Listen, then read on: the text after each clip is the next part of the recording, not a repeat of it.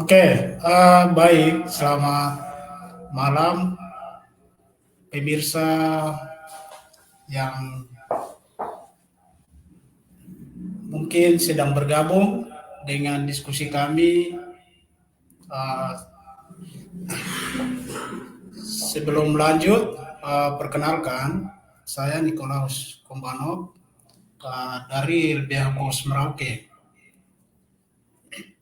Berkaitan dengan diskusi pada malam hari ini yang sedang kami live, yaitu topik matinya keadilan bagi masyarakat adat Awio. Nah, di sini juga ada narasumber kami, Kakak Anastasia Mano dari Ampera Mada.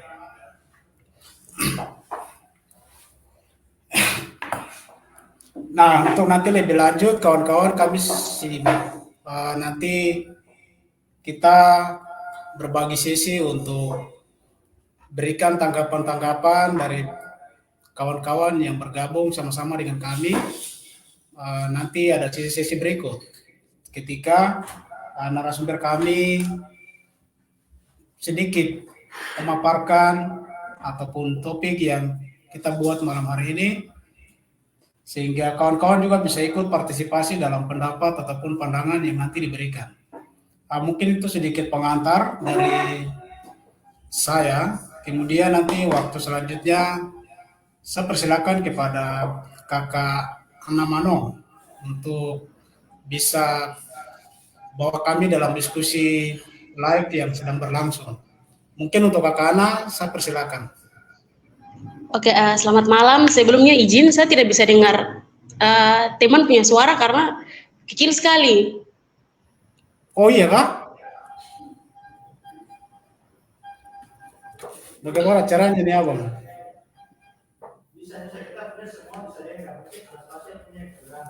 Oke.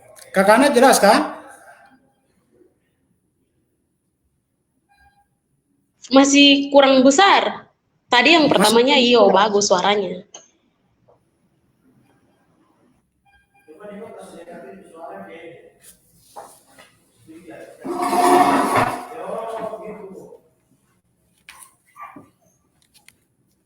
Oke, Kak Ana bisa dengar, Kak?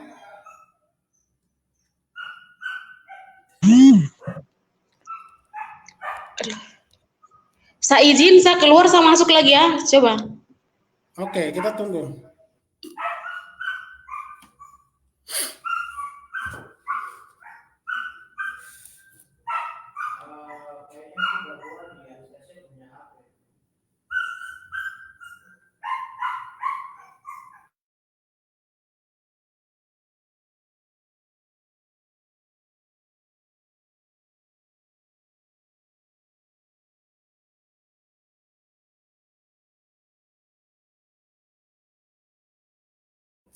Saya kasih mati mic sekedar.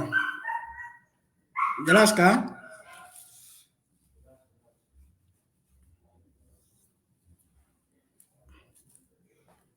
Bahaya, kita tidak ada kop telinga nih.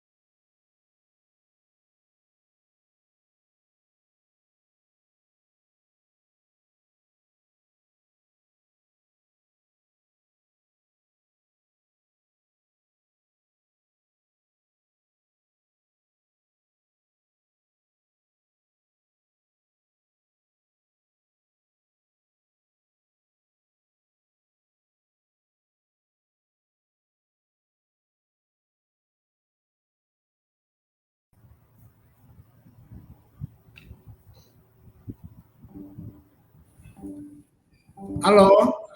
Oke. Kak Ana bisa dengar, Kak? Bisa. Oke.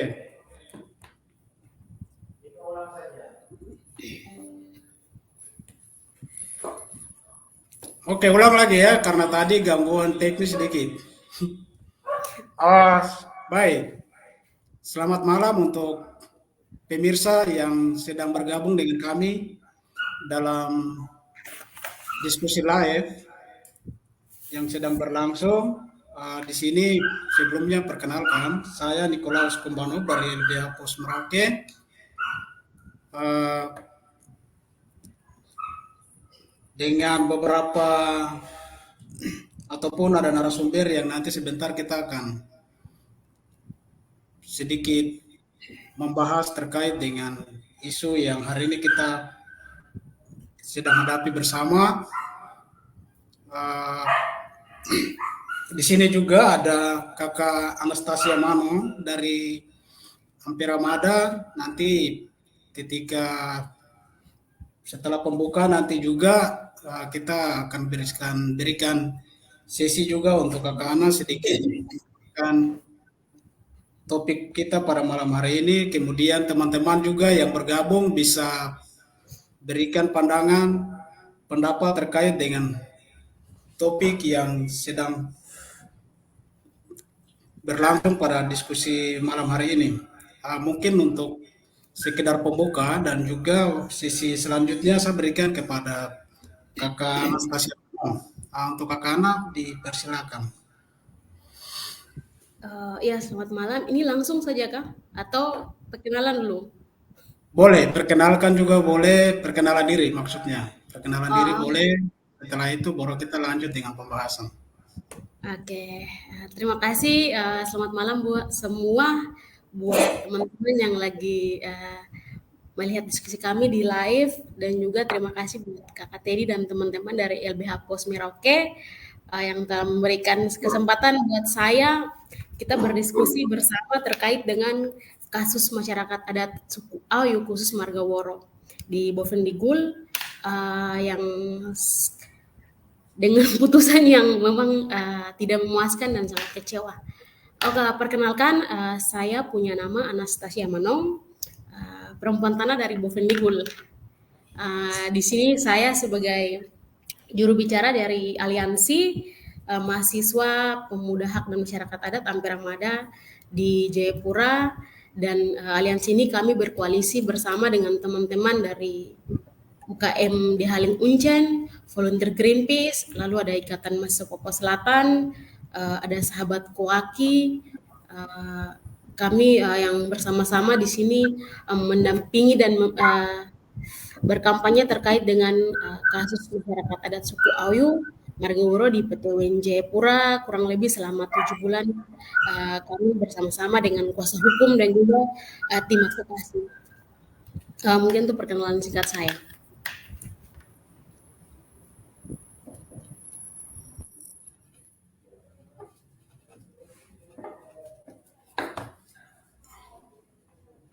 Oke, terima kasih untuk Kakak Anastasia Mano, sedikit perkenalkan nama. Kemudian kami langsung masuk pada topik kami yang pada malam hari ini berlangsung di diskusi, yaitu matinya keadilan bagi masyarakat adat suku Ayu. Nah, ini kita ketahui bersama bahwa sejak 2 November kemarin, jaksa hakim telah menolak gugatan masyarakat adat Ayu.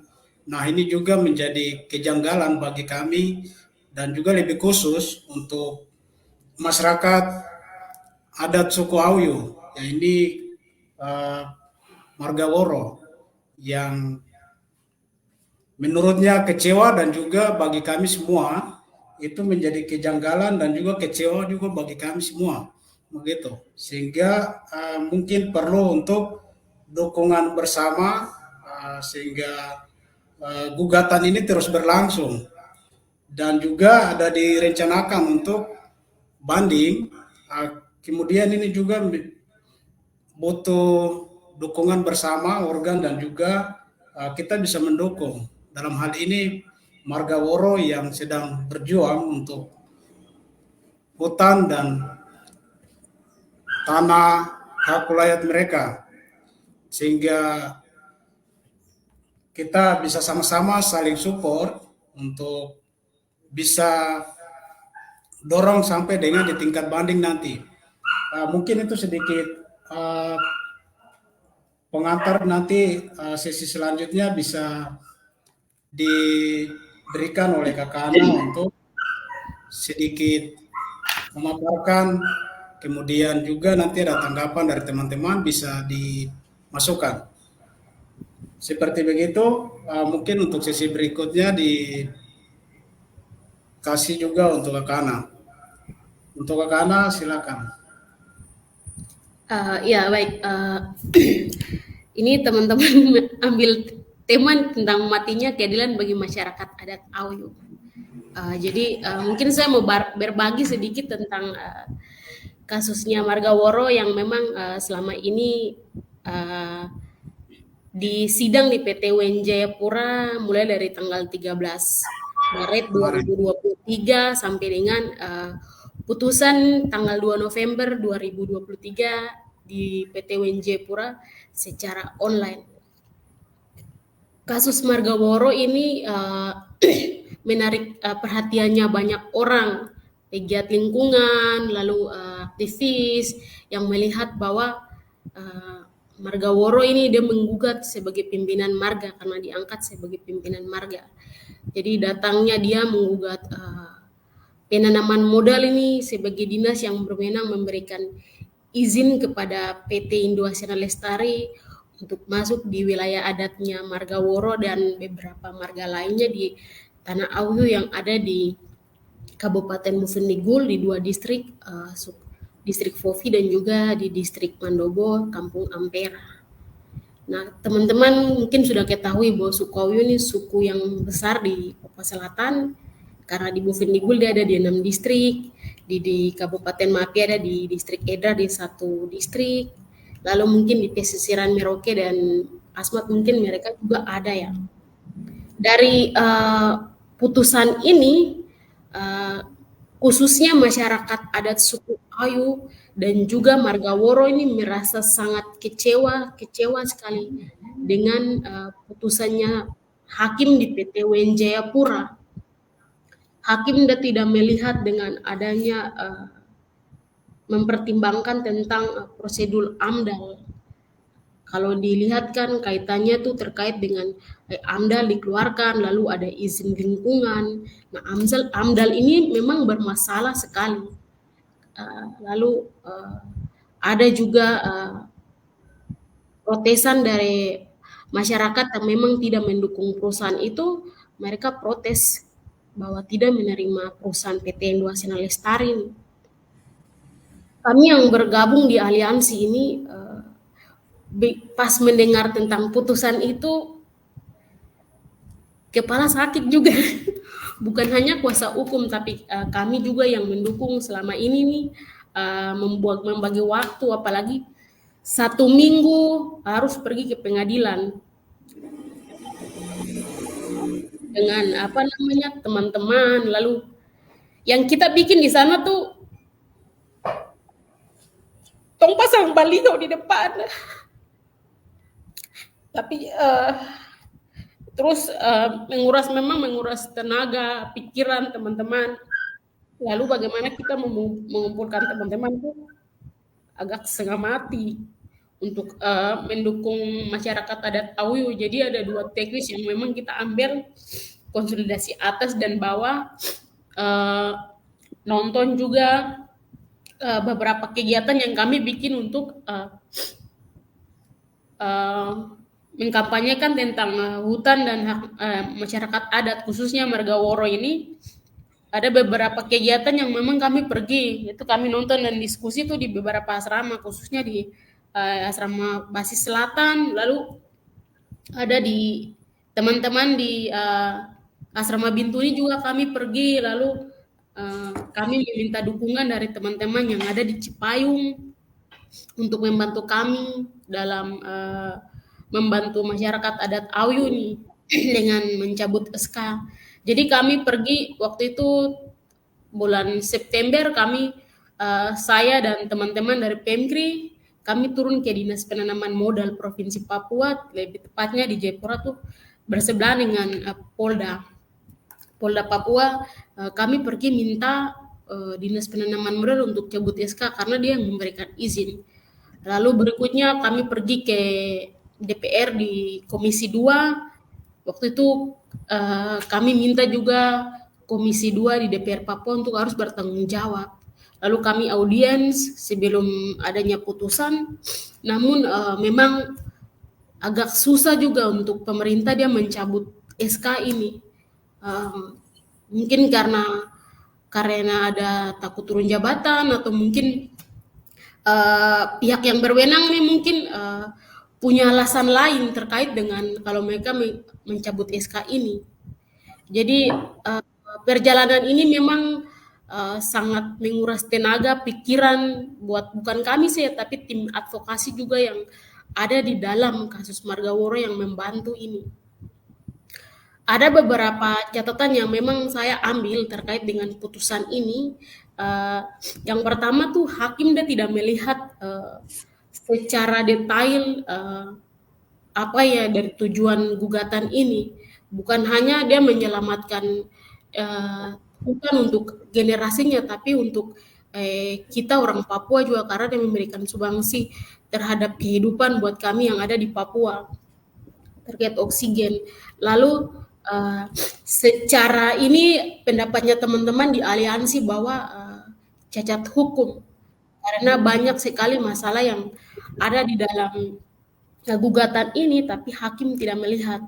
Lalu saya sendiri berpendapat bahwa hakim ini tidak mempunyai pengetahuan tentang hukum lingkungan, walaupun hakim ini satu dari mungkin dua lainnya mempunyai sertifikasi lingkungan, tapi mungkin ada yang tidak mempunyai sertifikasi tentang hukum lingkungan. Sehingga dalam putusan ini mereka mungkin tidak melihat hal itu. Kemarin kami dan teman-teman aliansi ada sekitar 25 orang, kami tanggal 8 November kemarin 9 kami turun ke PT WEN Waena, kami melakukan aksi di sana. Aksinya secara demo dan damai, kami menyampaikan aspirasi kami terkait dengan kekecewaan kami terhadap putusan hakim yang menangani sidang perkara Margaworo yang kurang lebih 7 bulan ini. Jadi kami di sana kami menyampaikan aspirasi kami. Teman-teman menyampaikan bahwa mereka kecewa dengan adanya putusan hakim. Lalu ada satu yang kami berikan, yaitu kami membawa krans bunga. Mungkin teman-teman sudah lihat, krans bunga itu adalah matinya keadilan bagi masyarakat adat Auyu. Karena apa? Tidak ada keadilan bagi masyarakat adat. Bukan hanya masyarakat adat Auyu, tapi khususnya masyarakat adat Papua yang memang saat ini menjadi masalah terbesar di atas tanah Papua tuh karena sumber daya alam yang orang asli Papua punya. Jadi sehingga adanya kekerasan, adanya baku bunuh, tembak-tembak, adanya intimidasi, dan juga banyak yang terjadi di atas tanah Papua. Sehingga kami membawa krans bunga, 10 krans bunga itu kami berikan untuk sebagai rasa kekecewanya kami terhadap putusan hakim. Jadi kami membawa 10 krans bunga dengan ada beberapa tulisan yang memang kami tulis yang berkaitan dengan hilangnya hak atas masyarakat adat. Lalu di sana juga tanggapan dari waktu kami turun ke PT WEN Waena, tanggapan langsung dari kepala PT WEN Waena, PT WEN Jayapura nih yang ada di Waena ini, tanggapannya langsung dari kepala PT WEN Bapak Yusak Sandar Kasindir itu kalau tidak salah.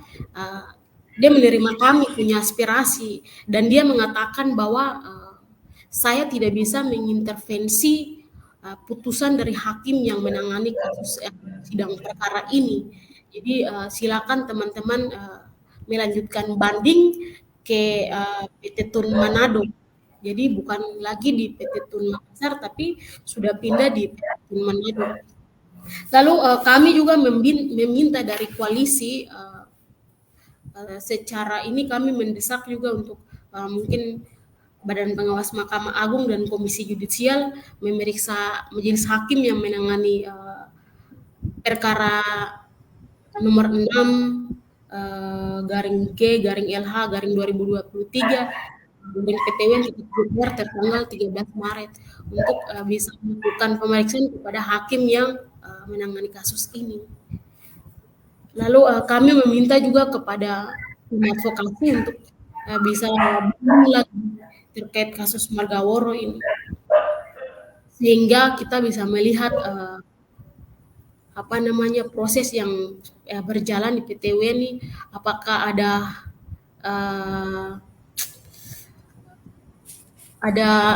berpihak kepada masyarakat adat atau tidak. Karena kalau bicara undang-undang tuh ada juga Undang-Undang 1945 ayat 18B yang berbicara tentang hak-hak tradisional masyarakat adat, lalu tentang Undang-Undang Otonomi Khusus. Nah, apakah undang-undang ini tidak berlaku untuk kami masyarakat adat? Sehingga kami juga minta bisa banding kasus dari Margaworo ini ke PT Tun Manado. Mungkin itu cerita sedikit yang mungkin saya bisa bagi untuk teman-teman. Nanti kita akan berdiskusi jika ada pertanyaan. Terima kasih. Baik, terima kasih untuk Kakak Ana sendiri yang sedikit menceritakan perjalanan ataupun Margaworo di sejak tanggal 13 Maret sampai dengan terakhir di 2 November, yang mana hakim telah menolak gugatan dari Margaworo sendiri, dan itu membuat Margaworo secara khusus dan juga luas Papua untuk kami memang sangat kejanggalan dan juga itu kekecewaan begitu. Sehingga yang tadi disampaikan oleh Kakak Ana bahwasannya bahwa ada beberapa catatan yang diambil, kemudian itu menurutnya bahwa hakim tidak melihat secara detail bagaimana perjuangan ataupun izin lingkungan dan juga AMDAL dari penggugat Margaworo sendiri. Ini kan menjadi persoalan yang bagi kami secara khusus Margaworo dan juga Papua Selatan, kemudian secara khusus Bovendigul, ini belum dilihat secara baik. Kemudian dalam prosedur persidangan juga itu memang dilihat kelalaian hakim sendiri untuk bagaimana melihat jeli secara detail izin lingkungan dan juga AMDAL yang nanti kemudian ketika itu dibuat nanti terjadi seperti apa begitu. Kemudian juga catatan yang tadi diambil dari Kakak Ana sendiri, salah satunya bahwa ada diminta untuk judicial review untuk nanti di pemeriksaan kembali hakim yang menerima penggugat yang hari ini Margaworo untuk bisa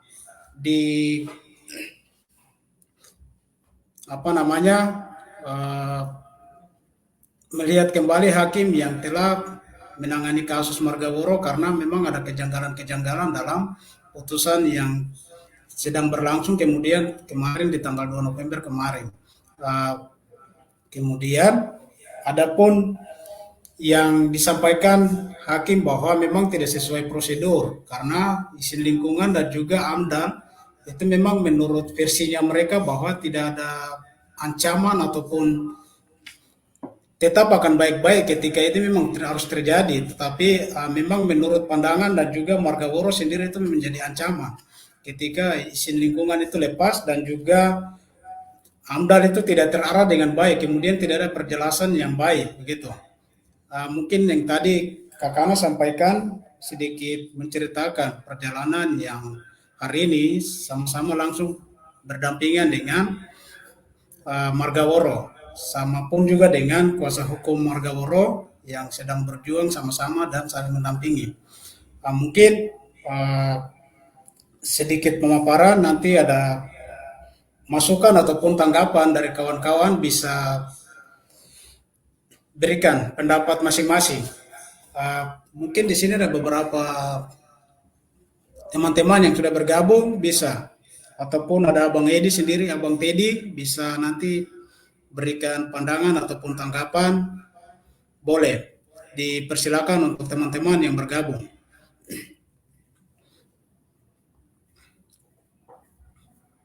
Oke, baik.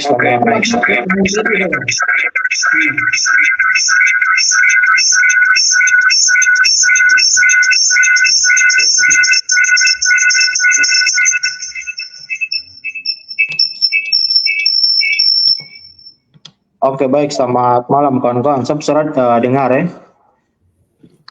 Dengar, Ya. dengar Abang. Selamat malam semua.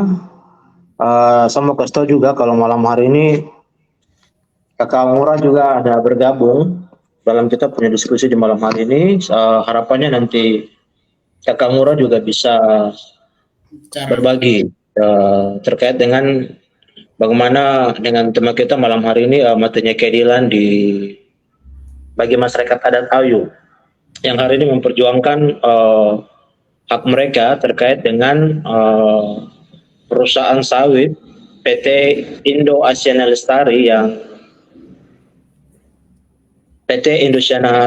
yang hari ini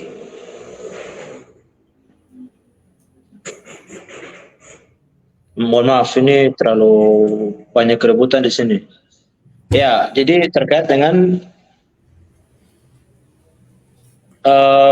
PT Indo Asiana Lestari yang hari ini masuk dan mengambil atau mendapat izin secara sepihak dari Dinas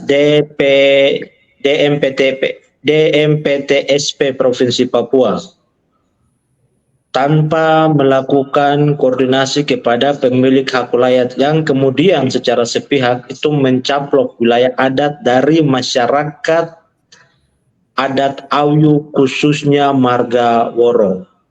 Dan perjuangan hari ini yang dilakukan di PT UN itu adalah perjuangan, kalau saya bilang ini perjuangan suci dari masyarakat adat Ayu Marga Woro, yaitu Pak Franky dan sukunya untuk dengan memanfaatkan fasilitas negara, dalam hal ini PT UN untuk mencari keadilan. Ini suatu langkah yang sangat terhormat, satu langkah yang dijamin di dalam konstitusi Indonesia, dan itu telah dilakukan secara martabat. Nah, kita lihat dalam proses ini kan proses panjang, mulai dari bagaimana masyarakat adat itu mulai mencari keadilan terkait dengan informasi. Kalau kemudian kawan-kawan kita melihat, kalau kita berkaca dari belakang bagaimana kemudian perjuangan masyarakat adat Ayu Marga Woro khususnya Pak Hendrikus, mulai dia mencari informasi jenis terkait yang ada di Bovendigul. Setelah tidak mendapat informasi, dia harus datang ke Jayapura, harus melakukan surat melalui Komisi Informasi Publik, di mana kemudian didampingi, dan saya masih ingat betul bahwa yang terkait dengan informasi yang dimintakan itu yang hanya bisa mampu memberikan adalah Dinas Kehutanan dan Lingkungan Hidup Provinsi Papua. Tetapi Dinas DPMPTSP Provinsi Papua itu menutup informasi yang dicari oleh Pak Hendrikus Woro, dan itu tidak mau dibuka. Padahal kita tahu bahwa izin lingkungan itu adalah informasi yang bukan dikecualikan. Artinya bahwa informasi itu adalah informasi yang terbuka untuk publik, untuk umum, dan semua harus tahu itu. Nah, apa yang dilakukan oleh Pak Hendrikus ini adalah bagaimana dia memanfaatkan semua fasilitas yang ada untuk mengajar kepada pemerintah untuk pemerintah, mari buka itu data tentang saya punya hak yang hari ini saya sendiri tidak tahu investasi yang sedang masuk tanpa seizin saya, seperti begitu. Dan itu yang pertama, ya, bayangkan seorang masyarakat adat untuk mempertahankan dia punya tanah untuk mendapatkan informasi dari negara saja itu kemudian tidak diberikan. Sampai dia harus datang ke dinas, datang ke Komisi Informasi Publik untuk memaksa dinas DPMPTSP Provinsi Papua untuk membuka data itu. Itu yang pertama. Yang kedua, atas situasi yang terjadi, atas ketidakadilan yang terjadi, itu kemudian dia datang itu ke PT UN dengan harapan bahwa di PT UN itu dia bisa mendapatkan keadilan di situ. Bayangkan 100 lebih alat bukti, 100 lebih barang bukti yang sudah dia ajukan dengan menghadirkan berapa alat bukti mulai dari sampai saksi ahli dia datangkan dengan barang-barang bukti misalkan dengan peta-peta wilayah adatnya, dengan saksi fakta langsung yang dihadirkan. Itu kemudian tidak diperhatikan dengan baik oleh majelis hakim. Begitu. Kalau macam kita lihat dalam beberapa fakta persidangan bahwa fakta-fakta yang dihadirkan oleh DPMPTSP Provinsi Papua sendiri juga itu adalah tidak mampu untuk menjelaskan tentang situasi kondisi yang fakta real yang terjadi di lapangan gitu.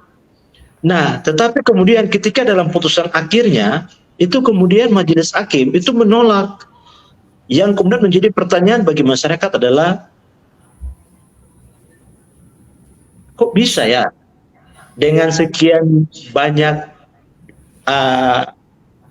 barang bukti, dengan alat bukti juga yang sudah kita hadirkan, bahkan dengan saksi ahli pun,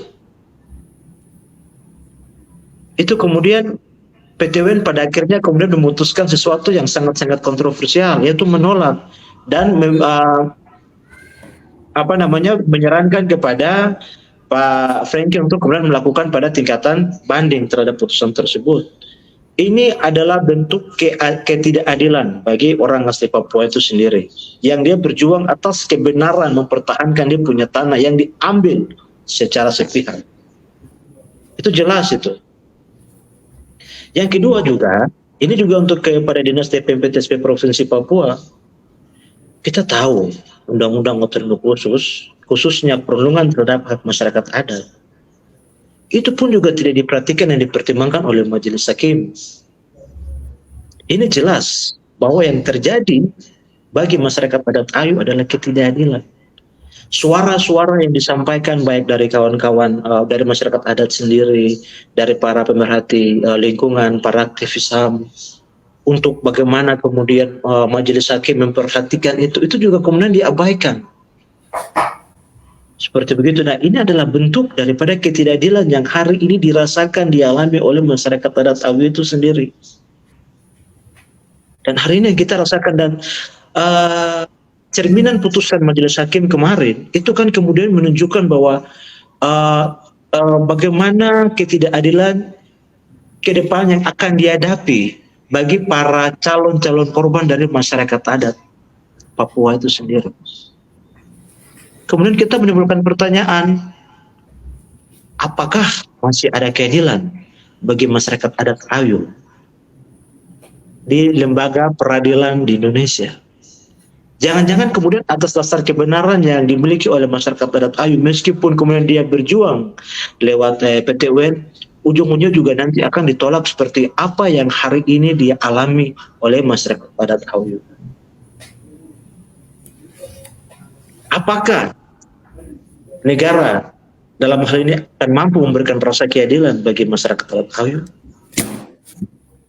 Ini kemudian akan menimbulkan pertanyaan besar bagi kita semua. Karena kita fakta membuktikan bahwa suara-suara yang memperjuangkan kebenaran, keadilan itu kemudian tidak didengar. Nah, ini yang mungkin itu mungkin perlu untuk saya saya tambahkan dalam diskusi kita di malam hari ini. Mungkin nanti ada Kakak Ngurah bisa menyampaikan tambahan-tambahan dari Kakak Ngurah itu sendiri. Kakak Ngurah, silakan. Kita berikan kesempatan dulu. Halo Kakak Ngurah. Kakak Ngurah kayaknya belum. Ya, Eh, selamat malam. Kamu lanjut dulu. Kakak baru menyaksikan juga. Kakak masih dengar. Silakan. Kalian lanjut dulu. oke. Siap. Nah, mungkin saya ini kembalikan kepada adik Niko. Oke, terima kasih untuk Abang Teddy sedikit menceritakan bagaimana Margaworo dari awal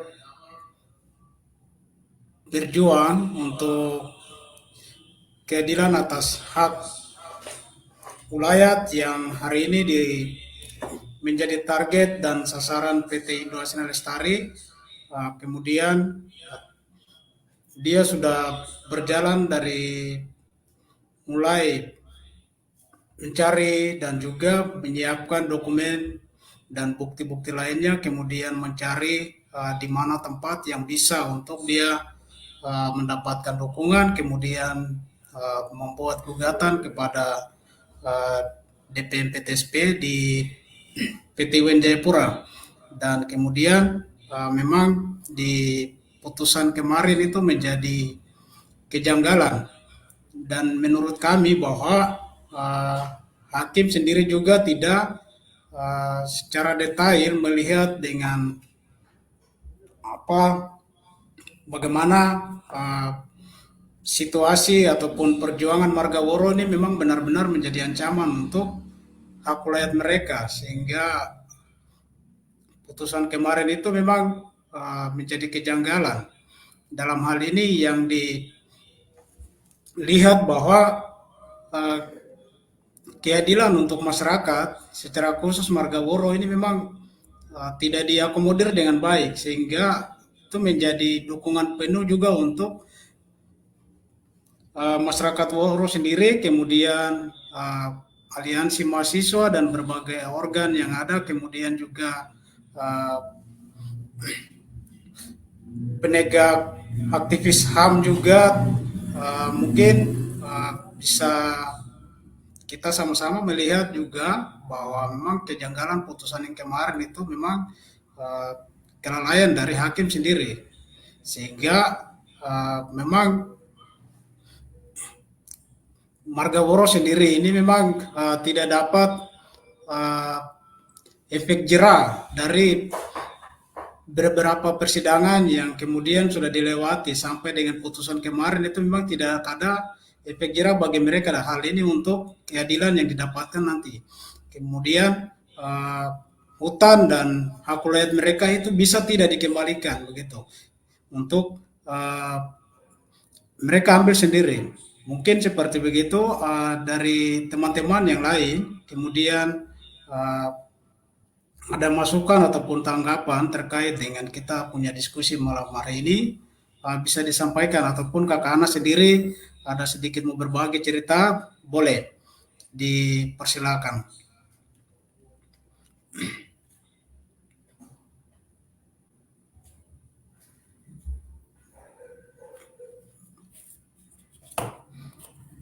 Kawan-kawan ada yang mau berbagi?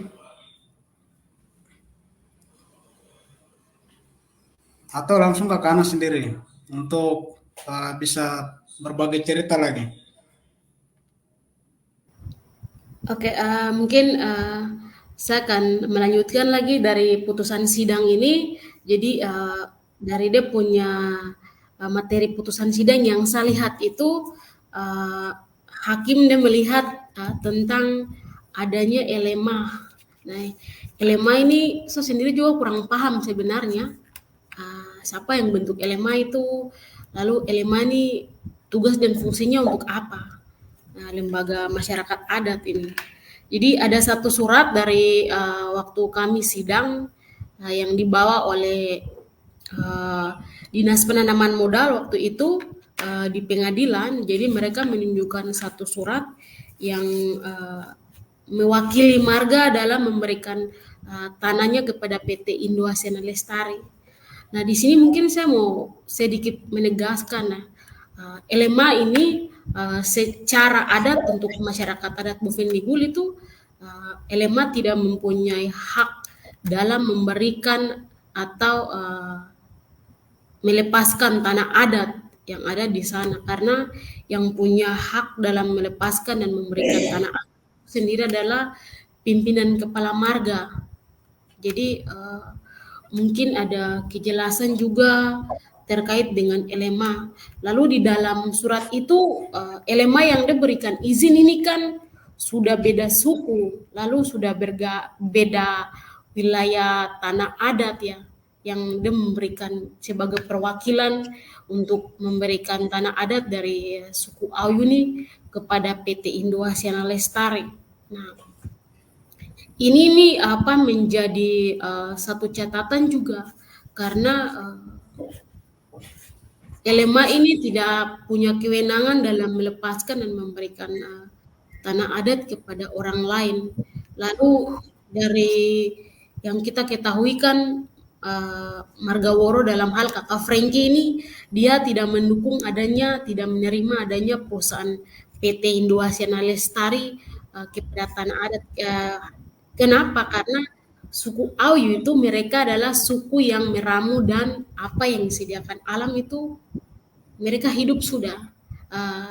Jadi dari yang saya lihat ini, saya kan lahir besar di tanah Auyu, jadi tepatnya di Kampung Sokanggo. Jadi mereka itu apa yang disediakan oleh alam, apa yang ada itu mereka manfaatkan sebagai apa kehidupan, lalu mereka bisa menghasilkan ekonomi dari hutan yang ada, contohnya sagu, lalu ada apa namanya, ada obat-obatan yang bisa dipakai untuk menyembuhkan luka dan lain-lain. Itu juga yang dimanfaatkan oleh masyarakat adat Auyu. Nah, dalam persidangan itu 6 orang saksi fakta yang dihadirkan dari Margaworo dalam ini, mereka membawa semua peralatan yang bagi mereka ini sangat bermanfaat untuk masyarakat adat Auyu. Nah, contohnya ada pelepas sagu yang mereka bawa, lalu air yang di Kalimapi dan juga di Kaliwosi yang mungkin masih mereka bisa minum. Nah, kalau adanya perusahaan ini mereka sudah tidak bisa minum air itu lagi, karena tanpa dimasak mereka bisa minum. Lalu ada hutan sagu yang memang bisa hilang. Nah, suku Auyu ini adalah salah satu suku yang memang dia tidak bisa hidup tanpa sagu. Itu dia punya makanan pokok sudah, sagu itu, karena tanpa ditanam kan sagu itu dia tumbuh saja. Lalu ada beberapa satwa endemik yang memang dilindungi, salah satunya burung jendrawasi. Itu di tempatnya Kakak Franky Woro ada.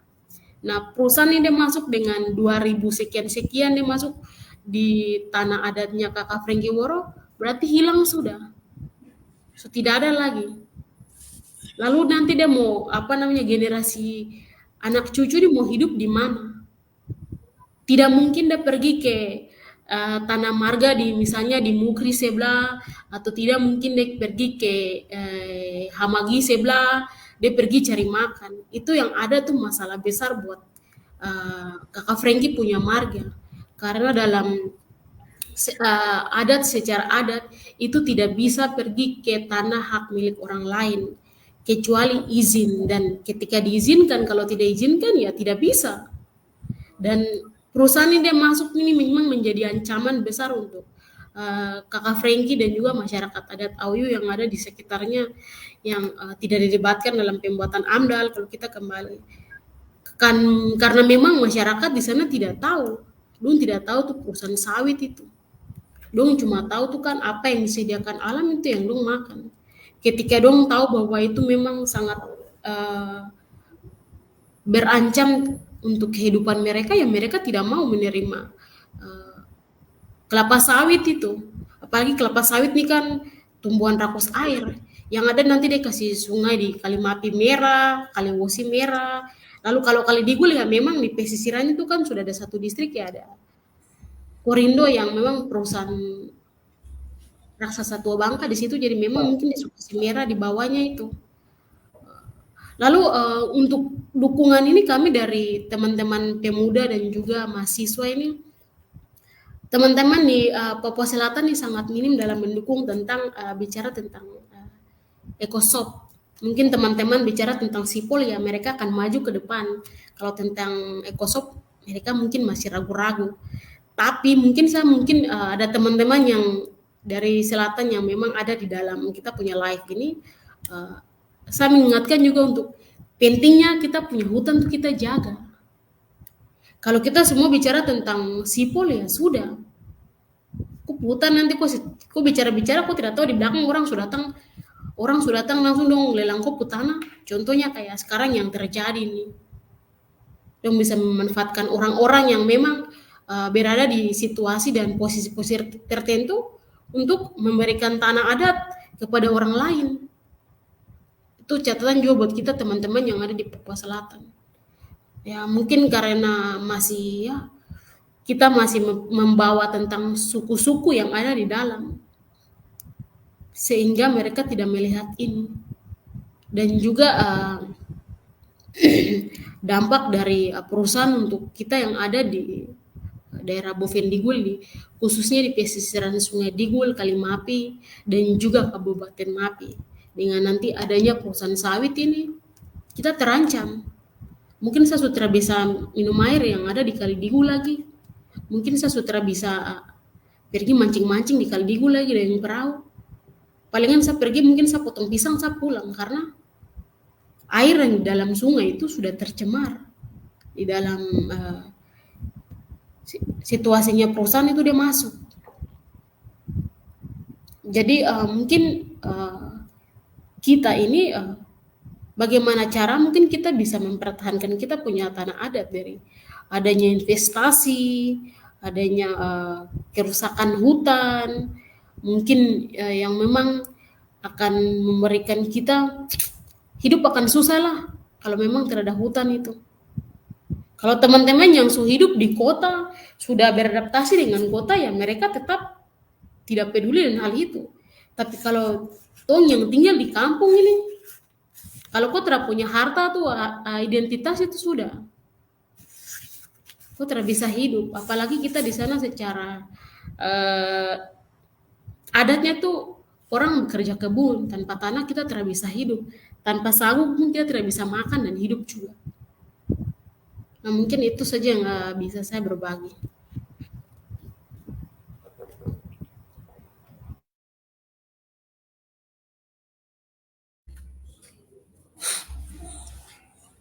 Terima kasih untuk Kak Ana sedikit berbagi cerita, termasuk juga tadi kami dengar bahwa di hakim melihat bahwa ada satu surat yang di situ LMA juga yang memang terlibat.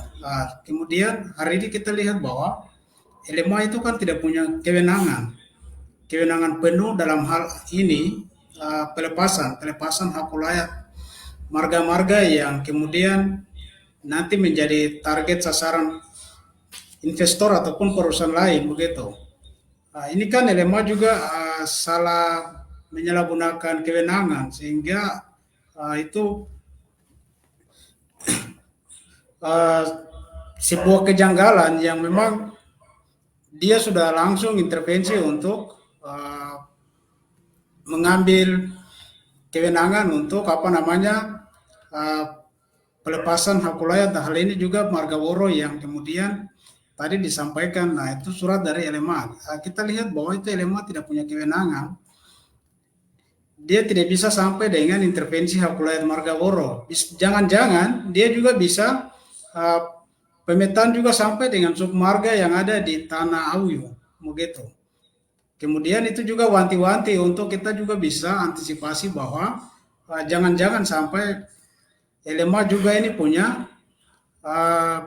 intervensi-intervensi khusus yang kemudian bekerja sama dengan para kapitalis yang ada, yang menjadi sasaran di Tanah Auyu, kemudian di Bovendigul secara keseluruhan, sehingga memang LMA sendiri itu tidak punya kewenangan untuk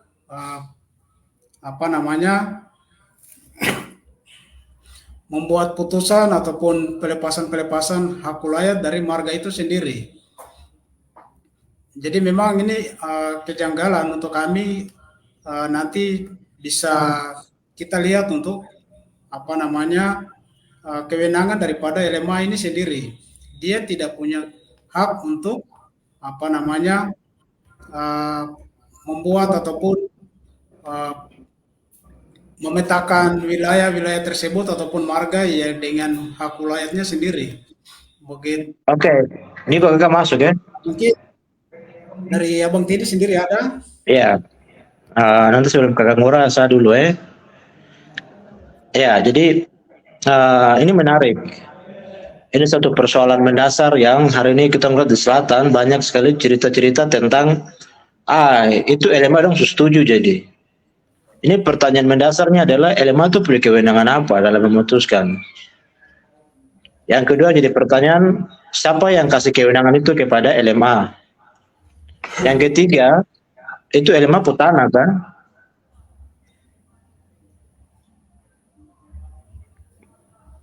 Nah, ini pertanyaan-pertanyaan dan memang kita harus tahu peran dari LMA ini apa. Kalau kemudian kita lihat fakta yang terjadi di lapangan adalah ini seperti semacam legitimasi bahwa kalau ketika LMA sudah menyatakan iya, berarti sah gitu. Padahal mereka ini sebenarnya yang berikan kewenangan kepada mereka ini siapa? Apalagi terkait dengan bagaimana secara sepihak mengatakan bahwa masyarakat adat pemilik hak wilayah itu melepaskan tanah. Emang itu LMA putana. Nah ini yang saya pikir harus banyak kita melakukan diskusi-diskusi penyadaran kepada masyarakat supaya mengerti, harus tahu dengan jelas. Begitu. Dan situasi yang hari ini terjadi di Bovendigul yang terjadi terhadap masyarakat adat Auyo itu merupakan bukti fakta bahwa mereka yang tidak memiliki kewenangan dan tidak memiliki hak wilayah itu kemudian dengan sepihak dengan seenaknya begitu main saja tuh tanda tangan seolah kemudian mengatasnamakan masyarakat adat Auyo. Di atas fakta itu kemudian hakim juga tidak memperhatikan kebenaran atau tidak memperhatikan sebenarnya kewenangan itu siapa yang memberikan. Nah ini yang jadi persoalan. Tadi menarik ya, apa sempat disinggung terkait dengan Niko bilang ada bicara kapitalis. Kita bisa menduga itu. Siapa sebenarnya yang bermain di situ? Memanipulasi data, mengatasnamakan, bicara seolah memiliki kewenangan. Begitu. Nah, ini penting sekali diskusi ini kita harus buka kepada publik supaya tahu, mengerti, supaya kecurangan-kecurangan yang terjadi di masyarakat adat Auyo itu kemudian tidak boleh lagi terjadi kepada masyarakat adat Papua yang lainnya. Begitu. Dan ini juga menjadi satu kritikan khusus kepada masyarakat adat, khususnya kepada mereka yang selalu mengatasnamakan masyarakat adat gitu. Buat lembaga-lembaga baru mengatasnamakan masyarakat adat, bikin seolah bahwa mereka ini yang punya kewenangan. Padahal bukan punya kewenangan dan tidak punya tanah, tapi bikin seolah mereka ini yang punya kewenangan, begitu. Itu penamaan dari saya. Nanti mungkin saya selanjutnya kasih, ini ada Kakak Ngura mungkin bisa tambahkan berapa kasus-kasus yang Kakak Ngura mungkin dalam penelitian kemudian menemukan di lapangan. Silakan ya, begitu. Ya, terima kasih. Selamat malam semuanya. Ade 2, Teddy. Malam Kakak. Ya, terima kasih sekali atas waktunya. Ya, tadi Kakak mengikuti ini diskusi ini memang kasus Auyo ini memang sudah sangat problematik ya ininya putusannya dan juga ya seperti yang kita duga sebelumnya pasti keberpihakan hukum terhadap masyarakat adat itu khusus di Papua itu memang naik turun ya. Kita ini kasus Sorong misalnya, kita masih ada harapan, tapi kemudian beberapa kasus-kasus yang lain saya kira itu masih menjadi pertanyaan besar tentang komitmen dari hukum ataupun negara ini terhadap perlindungan masyarakat adat. Makanya undang-undang tentang masyarakat adat itu menjadi sangat penting sekali. Tapi itu advokasi ya untuk di level kebijakan, kasus hukum dan lain sebagainya. Jadi menguji, ini kan yang menarik dari kasus Auyu ini yang kakak sempat ikuti, misalnya dalam diskusi dan sidang di PN di Jayapura itu kan adalah bahwa sekaligus ini ya antara marga Woro yang menggugat perusahaan dan juga negara, dua-dua sekaligus. Dan itu sebenarnya kalau kita lihat secara eksplisit itu sebenarnya menunjukkan bahwa bagaimana pertarungan yang terus terjadi antara masyarakat adat pada satu sisi dengan negara yang memfasilitasi program-program investasi yang masuk gitu ya. Itu saya kira satu hal yang kita bisa sama-sama mengetahui secara gamblang begitu. Nah, tapi tadi ada satu yang menyampaikan itu menurut saya sangat menarik sekali, yang persoalan tentang bagaimana hutan itu ya. Ini kan sesuatu yang hidup dalam masyarakat, kemudian dipercayai, diwariskan dan lain sebagainya. Ya, jadi relasi ini yang sering menjadi perdebatan ini ya, relasi antara komunitas ataupun masyarakat adat dengan hutan, dengan alamnya itu bukan hanya sekedar relasi ekonomis, tapi lebih daripada itu. Ada pengetahuan di sana, ada tempat-tempat keramat, ada nilai-nilai, ada tadi disebutkan ada tanaman obat, jadi macam-macam yang sangat kompleks sekali gitu. Nah, makhluk yang namanya investasi ini datang, dia tidak punya pemahaman tentang pengetahuan tentang relasi komunitas dengan hutan, dengan alam itu terada. Yang dia pikir itu hanyalah mengakumulasi kapital ataupun keuntungan sebesar-besarnya dengan cara mengeruk alam. Ini dua logika nih yang sulit untuk dipertemukan. Ya, dua kepentingan di mana tidak berimbang begitu. Makanya sering dong bilang ada program kepedulian perusahaan, CSR dan lain sebagainya, itu gula-gula saja yang. Jadi logikanya adalah masih logika pengerukan sumber daya alam, ekstraktif ya namanya begitu. Ini dua hal yang harus kita pahami. Jadi kalau tuntut bahwa perusahaan akan akui dan lain sebagainya, itu tidak akan mungkin karena logikanya berbeda. Tapi itu bisa didesak kemudian lewat kebijakan, lewat hukum dan lain sebagainya yang dilakukan oleh masyarakat ataupun komunitas suku Auyu itu. Itu poin pertama yang sangat penting sekali dipahami. Ini kita tidak mungkin berharap perusahaan akan mengakui atau apa, itu tidak mungkin. Berharap negara akan, itu tidak akan bisa ya. Kita sudah mengetahui itu, negara itu sifatnya dia, orang sering sebut itu adalah menyederhanakan, dan kalau perlu anggap manusianya tidak ada gitu, kan begitu. Yang penting adalah sumber daya alamnya dikeruk. Nah ini persoalan yang sangat penting sekali yang harus kita lihat pertama atau secara mendasar ya. Nah kemudian yang kedua yang ada tadi sampaikan itu sangat menarik tentang persoalan generasi ya. Ini sangat penting sekali tentang generasi muda generasi muda di kampung-kampung yang alamnya sekarang sudah diambil oleh perusahaan sawit ataupun kampung yang ataupun komunitas baik itu Auyu ataupun Mandobo atau Wambon ya yang alamnya itu atau hutannya itu dijadikan sebagai perusahaan sawit. Ini persoalan besar sekali.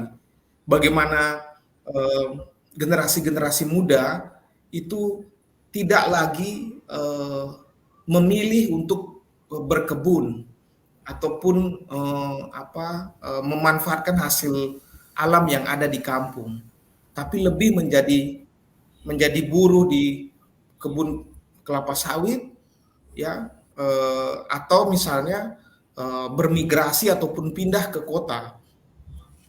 Nah, sehingga kemudian yang terjadi adalah semakin sempitnya lahan karena dikuasai oleh perkebunan kelapa sawit misalnya, meskipun masih ada hutan yang tersisa, tapi dengan jumlah anak-anak yang nanti akan kembali misalnya pada satu saat begitu ke kampung, dia akan menjadi sempit sekali lahan yang ada begitu. Nah, ini menjadi persoalan yang sangat penting sekali tentang terutama yang berkaitan dengan dua hal ya, penghidupan dan ketergantungan. Penghidupan itu adalah sumber-sumber penghidupan apa yang tersedia di kampung untuk keberlanjutan hidup masyarakat di kampung gitu. Nah, jangan-jangan sekarang sudah menjadi ketergantungan terhadap apa yang diberikan oleh perusahaan, ya, menjadi buruh di perusahaan sawit misalnya, atau misalnya berkebun, menjual misalnya di pasar dan lain sebagainya. Ini saya kira satu hal yang perlu dipikirkan karena perjuangan untuk pengakuan ataupun merebut hutan yang dikuasai oleh perusahaan itu hal yang penting. Tapi yang tidak kalah pentingnya adalah memastikan penghidupan secara berkelanjutan ataupun penghidupan yang mandiri di kampung itu. Dan apa itu penghidupan itu? Dan kemudian kita bisa dengan penghidupan yang mandiri, berdaulat sendiri, kita tidak menjadi tergantung terhadap apa yang dijanjikan ataupun diberikan oleh perusahaan. Ini dinamika di internal ataupun di internal masyarakat kampung yang kita harus cermati dan kita harus lihat secara lebih mendetail kira-kira apa saja peluang-peluang yang bisa kita melihat untuk melakukan semacam penghidupan yang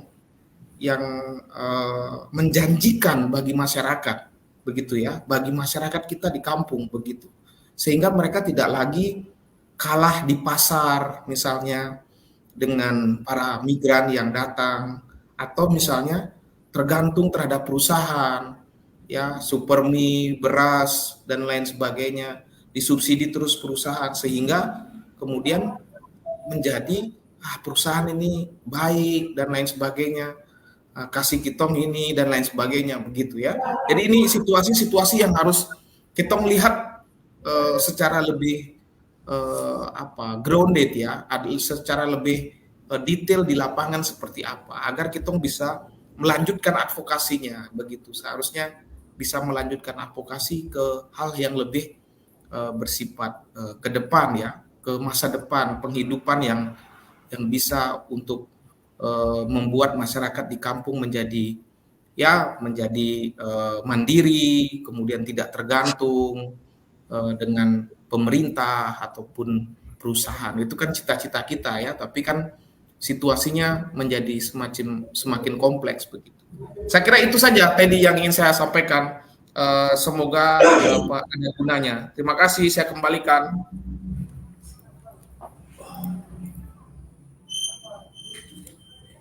Baik, terima kasih Kakak Ngurah untuk pemaparan sedikit dan juga berbagi. Kemudian dari teman-teman yang lain ada di sini juga ada Robertus Mianggi sendiri selaku anak marga dari suku Awyo. Mungkin untuk Robertus Mianggi bisa berbagi sedikit, sesinya kami berikan.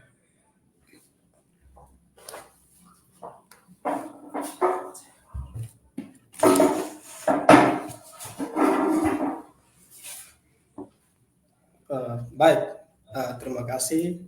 Selamat malam untuk kita semua yang hadir pada diskusi malam hari ini.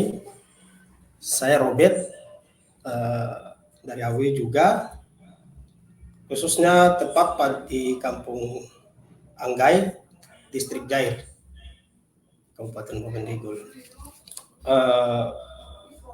Terima kasih, ini diskusi yang menarik dan ada beberapa poin yang mungkin saya bisa dapat berbagi terkait dengan pemaparan dari awal hingga tadi di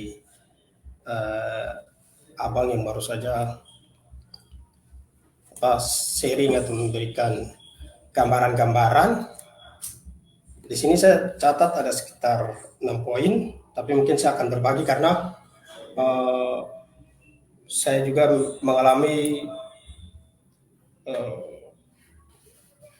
hal terkait mengalami kendala-kendala dan situasi juga di MKJR, dan itu salah satu perusahaan yang bagian dari PT Indosana Lestari. Gitu. Jadi di sini yang pertama saya mau sampaikan bahwa LMA itu palsu. Kenapa?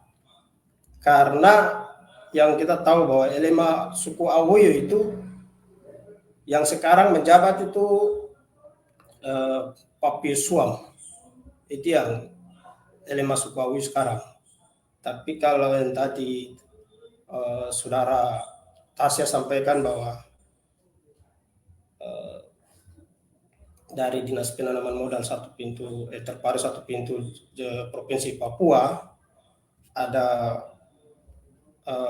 mengajukan atau menyampaikan bahwa ada surat dari LMA, saya pikir itu LMA palsu. Dan itu kita perlu tahu, mencari tahu bersama. Karena LMA ini sama dengan LMA yang sebelum Bapak Pius menjabat. Kalau teman-teman setting di Gecko Project, itu sangat jelas diceritakan oleh teman-teman dari Gecko Project dan juga pusaka menuliskan itu. Dan saya mencurigai bahwa LMA ini bukan LMA sebenarnya dari suku Awoyo. Ini LMA buatan yang dibuat oleh orang yang punya kepentingan untuk mengatasnamakan LMA suku Awoyo untuk menyetujui izin tersebut untuk PT Indosana Lestari bisa masuk di suku Awoyo dan tepatnya di Margaworo. Saya boleh saja sebut nama, tapi itu lebih ke individu dan saya pikir itu akan bertentangan gitu. Tapi mungkin dalam diskusi selanjutnya mungkin kita bisa sharing, mungkin komunikasi itu bisa. Mungkin itu yang pertama. Lalu yang kedua ini menyangkut dengan tempat keramat. Kalau di MKJR sendiri saya melihat kurang lebih dari 2014 mulai perusahaan itu beroperasi di Kampung Anggai, Distrik Jair. Tempat keramat ini mereka tidak selidiki dengan baik, sehingga ketika lahan itu dibongkar, hutan itu dibongkar jadikan lahan kelapa sawit, tempat keramat ini mereka injak, maksudnya dong buka jalan di atas tempat keramat ini sendiri. Saya mendapat salah satu gambar di mana suku Awoyo, tepatnya Marga Yame, moyang dari Marga Yame ini punya kuburan atau tempat keramat itu dibuat jalan, dan itu pas tengah-tengah badan jalan. Dan saya waktu itu ke sana sempat juga advokasi di lapangan dan kita menandai itu dengan beberapa batu di sana dengan kasih tanda untuk menyampaikan kepada marga tersebut untuk diskusi dengan para perusahaan untuk bisa buat jalan itu di pinggir atau jarak 50 meter lah begitu. Karena itu melanggar aturan adat. Dan ada beberapa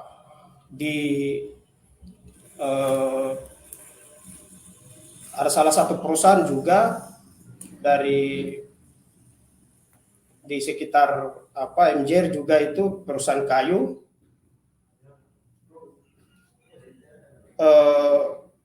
Ada beberapa asrama atau tempat keramat juga dari beberapa orang tua yang sudah meninggal, punya kuburan juga itu. Mereka buat pabrik kayu itu tepat tidak jarak dari 50 meter. Bahkan mungkin 2 atau 3 langkah saja dapat tempat keramat itu sendiri. Begitu. Maka saya pikir yang tadi Abang baru sampaikan, saya pikir ini juga perlu kita sama-sama melihat itu. Bahwa memang ketika kehadiran perusahaan itu tidak melihat aturan-aturan adat yang ada di masyarakat adat. Lalu yang berikut itu tanaman obat-obatan.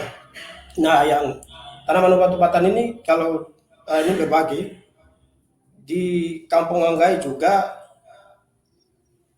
untuk khusus tanaman obat-obatan ini hampir sebagian sudah tidak ada. Kenapa? Karena sebagian lahan itu sudah diambil oleh PT MKJR, Liga Karya Jaya Raya. Gitu. Dengan ada beberapa perusahaan juga yang lain, dan perusahaan ini dia akan menuju ke wilayah Kalimapi dan tepat distrik Fofi. Gitu. Dia kerjasama dengan PT Indonesia Lestari. Nah, yang berikut ini Cesar. Cesar ini saya salah satu korban juga karena sesuai dengan janji-janji yang disampaikan oleh perusahaan kepada masyarakat adat pada saat sosialisasi. Itu ada banyak, namun itu tidak terlaksana dengan baik sesuai dengan apa yang disampaikan oleh perusahaan.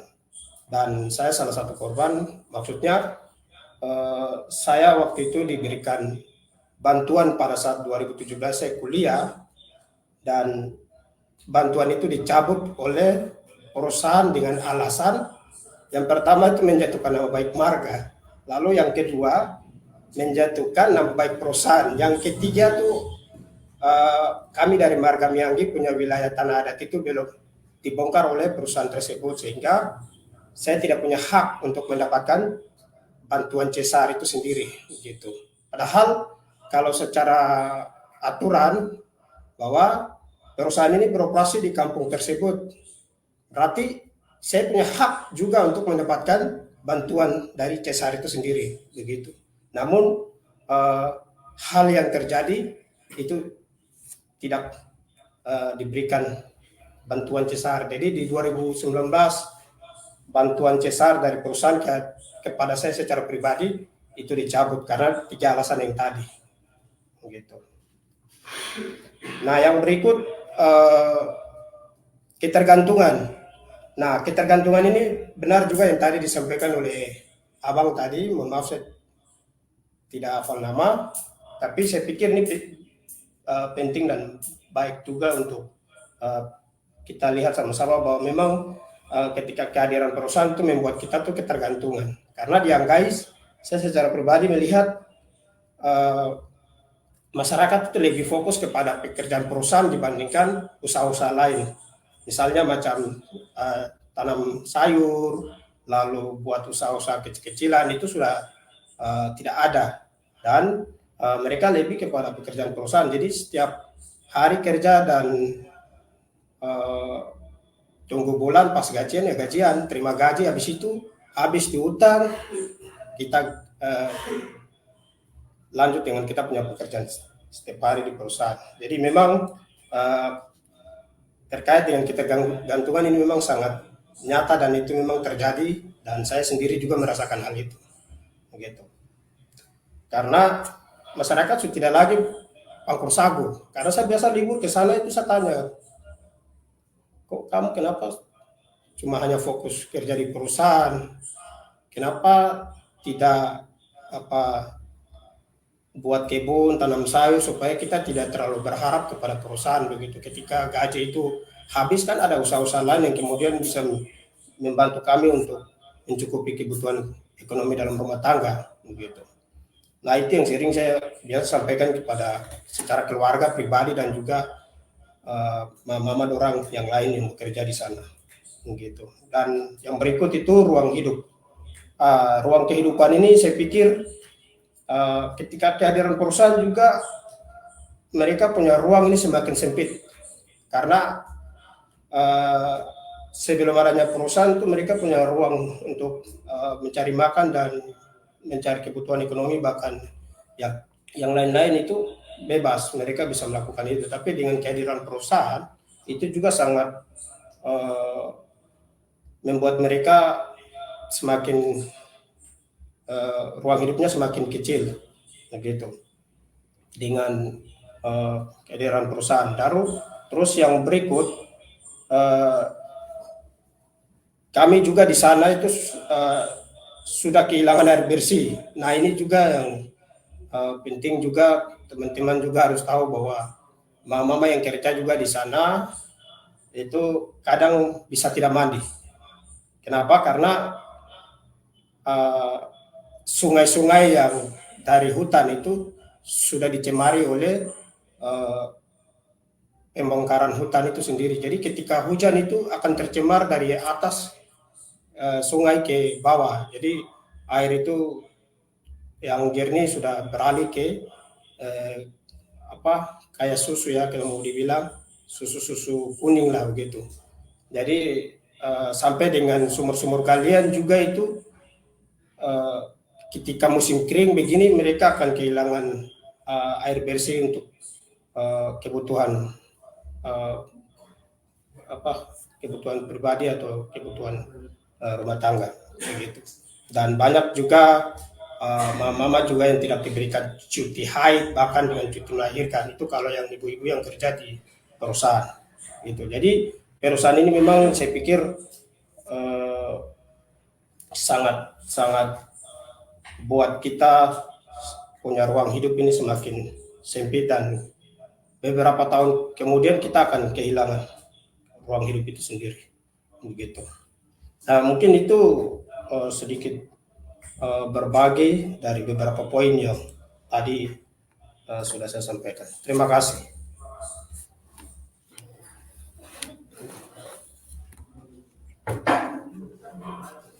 Baik, terima kasih.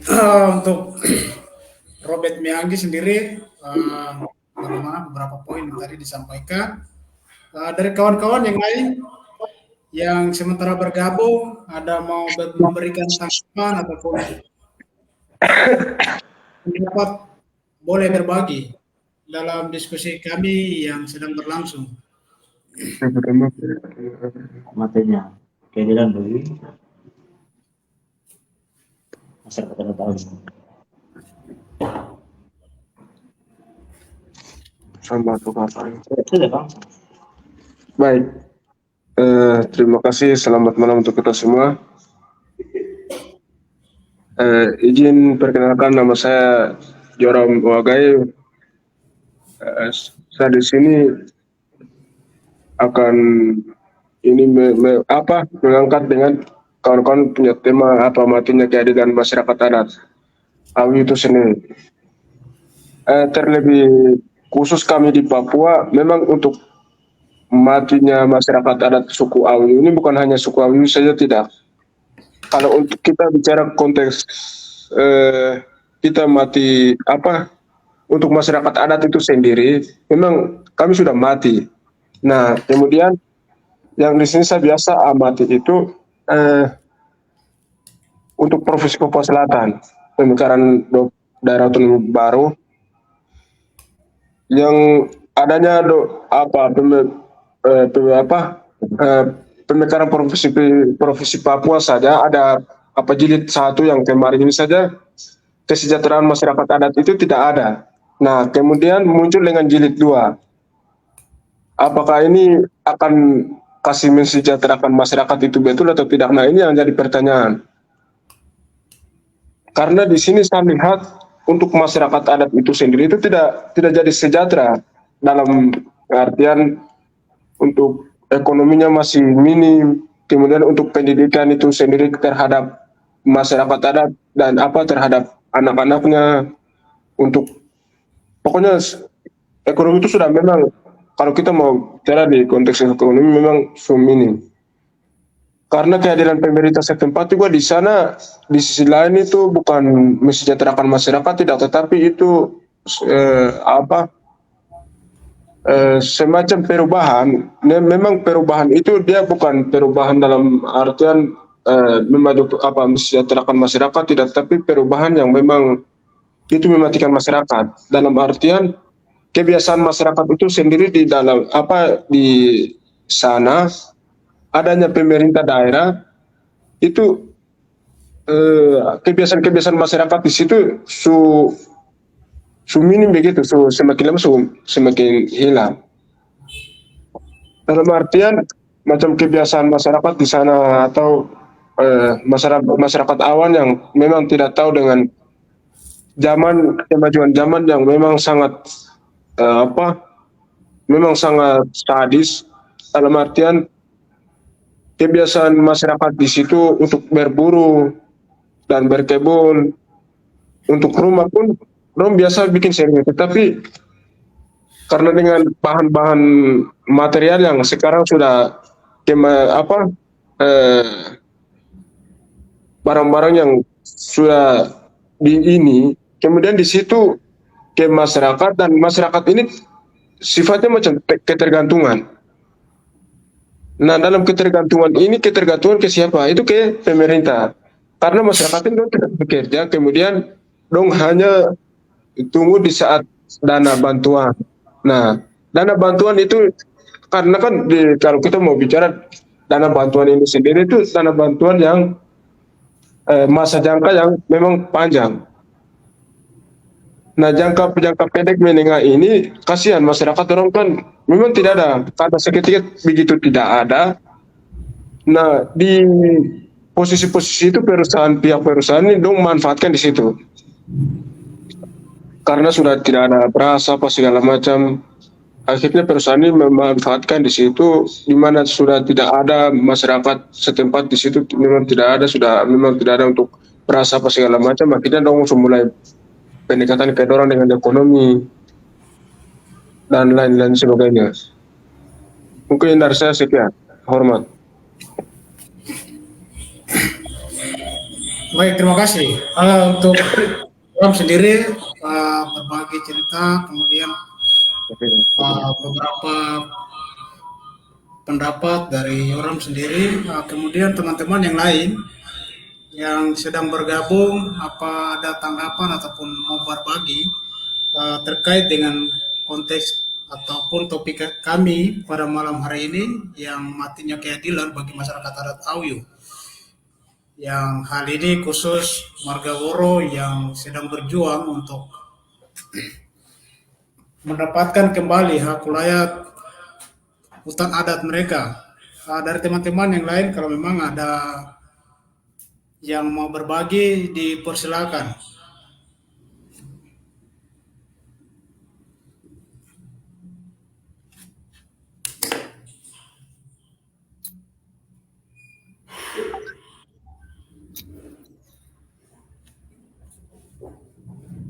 Bisa? Sepertinya gelap. Udah tas di belakang. Baik, selamat malam semuanya. Terima kasih telah berbagi, dan tadi ada Pak dosen juga udah berbagi. Pertama-tama saya mengucapkan terima kasih buat teman-teman Ampera Mada yang kemudian sudah mengawal persidangan kasus gugatan Hendrikus Woro di PT UN Jayapura selama 6 bulan atau 7 bulan, dari bulan Maret hingga Oktober 2023. itu jalan yang panjang, itu 7 bulan mengawal persidangan, datang ke sidang, lihat, berproses, melakukan foto ops dan lain sebagainya, keliling asrama, konsolidasi, menyampaikan soal situasi apa yang terjadi, dan banyak sekali. Seperti yang disampaikan oleh Tasya tadi. Nah, yang kedua itu, terima kasih juga sebenarnya malam ini ruang yang bagus sekali untuk kita sharing. Jadi saya juga mau menyampaikan turut berduka cita bahwa kemudian tidak terwujudnya keadilan bagi masyarakat adat Oyu, terutama dari marga Woro gitu kan, karena gugatannya ditolak oleh Majelis Hakim PT UN Jayapura pada tanggal 2 November lalu. Nah, tentu saja ini kemudian mempunyai implikasi terhadap banyak hal. Implikasinya yang kaitan tadi juga sudah jelaskan semua, yang terhadap relasi masyarakat adat dengan hutannya, dengan tanah adatnya, dengan wilayah adatnya. Ini menjadi terancam kan, seperti itu. Yang kedua juga yang kaitan dengan apa yang disebut sebenarnya juga bagian dari litigasi iklim. Kalau misalnya terjadi terus pembukaan lahan hutan di konsesi PT IAL itu, tentu akan menyumbangkan 23 juta ton CO2 atau emisi karbon itu. Gitu kan, artinya juga ini merupakan proyeksi terhadap dia menyumbang 5% dari rencana proyeksi pemerintah hingga 2030. Nah, kaitan dengan putusan ditolak juga, selain beberapa hal tadi, kemudian dalam persepsi atau dalam beberapa rilis misalnya, itu juga bagaimana teman-teman Ampera Mada waktu diskusi itu menganggap ada kegagalan hakim dalam memahami kasus lingkungan dan perubahan iklim. Itu padahal juga itu ada kaitannya dengan Perma nomor 1 tahun 2023 tentang pedoman mengadili perkara lingkungan hidup. Nah, ini menjadi menarik gitu. Di sisi lain juga ini juga tentu membuat sesuatu yang sangat memilukan keputusan ini karena ditolaknya itu. Namun juga teman-teman Ampera Mada ternyata tidak patah semangat. Mereka kemudian mendesak juga untuk memeriksa para majelis hakim itu, para pihak. Jadi ada Badan Pengawas Mahkamah Agung maupun Komisi Yudisial didesak untuk memeriksa. Saya pikir ini juga langkah yang baik gitu kan, dengan keputusan yang pandangan kita sangat kontroversial gitu. Nah, tambahannya sebenarnya di beberapa teman-teman mengingatkan, mereka bicara ini soal Hegel dan Marx itu kan. Hegel bilang negara itu harus netral, terus kemudian Marx mengatakan bahwa negara itu akan selalu memihak pada kelas yang berkuasa. Negara tidak mewakili kepentingan publik atau masyarakat, tapi kepentingan khusus, kepentingan kelas yang dominan. Kelas dominan akan mendominasi kelas sosial lainnya. Nah, dalam sejarah perkembangan situasi di tanah Papua, kemudian ada kelas yang dominan, ada katakanlah tanda kutip tuan tanah baru, yaitu kemudian korporasi itu. Tiba-tiba mereka punya tanah puluhan ribu hektar, yang izinnya tentu dari pemerintah. Nah, kemudian banyaklah menyebabkan konflik sosial, pelanggaran HAM, dan juga kaitan dengan kerusakan lingkungan atau ekologis itu di sekitar konsesi yang ada, terutama dalam pertambangan misalnya dan perkebunan skala besar. Nah, ini memprihatinkan. Di konstitusi kita selalu belajar kan ada pembukaan, ada istilah soal keadilan sosial itu. Nah, kemudian memang di tingkat regional itu kan ada undang-undang otsus. Bagaimana sebenarnya masih kurangnya juga soal kaitan perlindungan, pemberdayaan terhadap orang asli Papua gitu. Juga terhadap lingkungan, terutama juga soal pelestarian hutan alam Papua. Ternyata dengan sumber daya alam yang begitu melimpah itu mulai diobok-obok, mulai dibongkar-bongkar lah. Caranya bagaimana ya seperti biasa soal divide impra itu. Nah, yang terjadi ini kemudian ada konflik yang berkepanjangan, tapi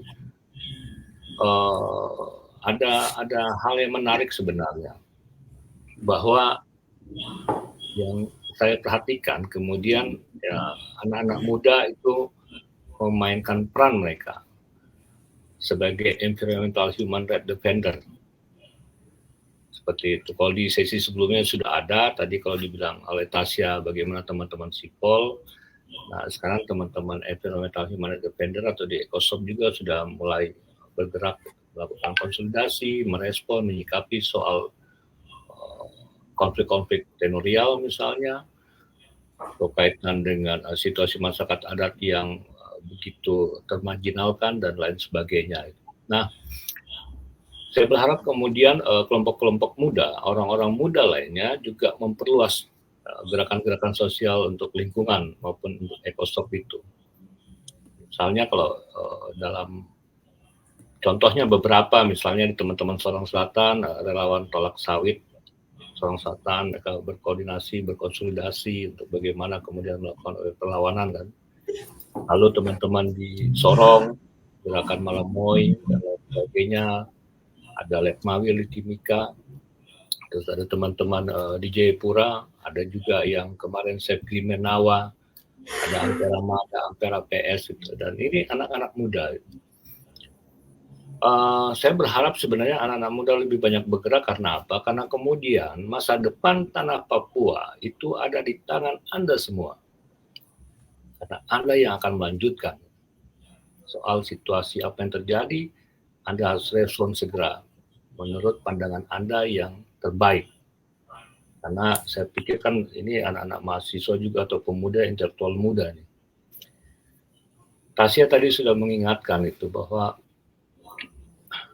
ini perlu soal keadilan antar generasi. Kalau situasi sekarang itu baik, sehat, udaranya, situasi tanahnya, airnya, lepas dari pencemaran, kerusakan ekologis, itu setidaknya juga untuk anak cucu itu mendapatkan hal yang sama situasinya. Kalau iklim juga bagus, ya sekarang sudah krisis sebenarnya. Makanya kemudian itu soal keadilan antar generasi ini menjadi penting.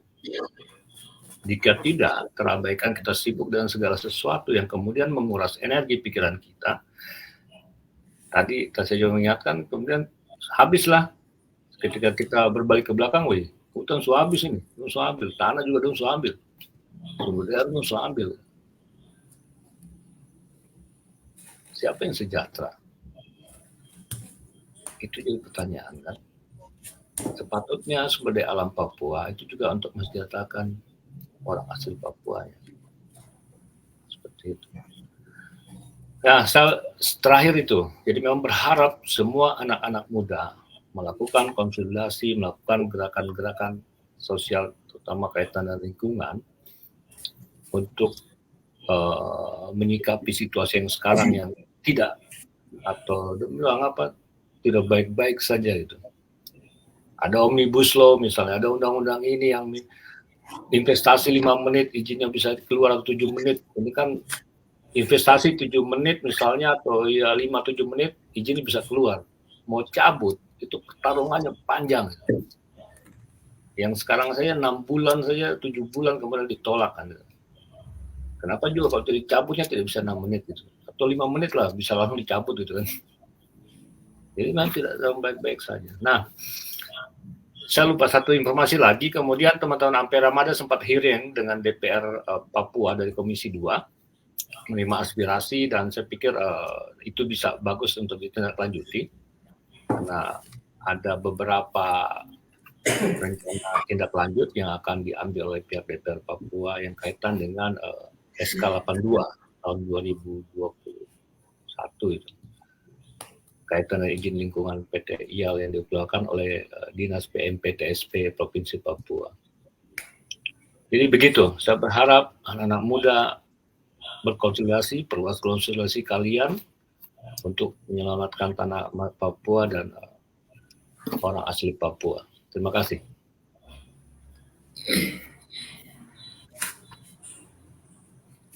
Terima kasih untuk Bang Ria atas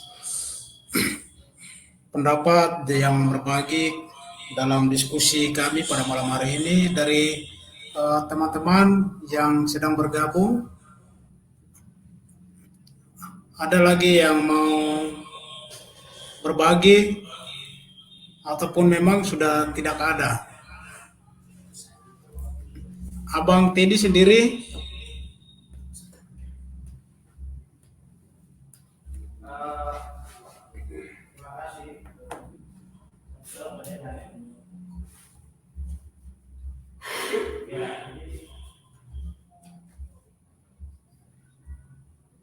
Oh.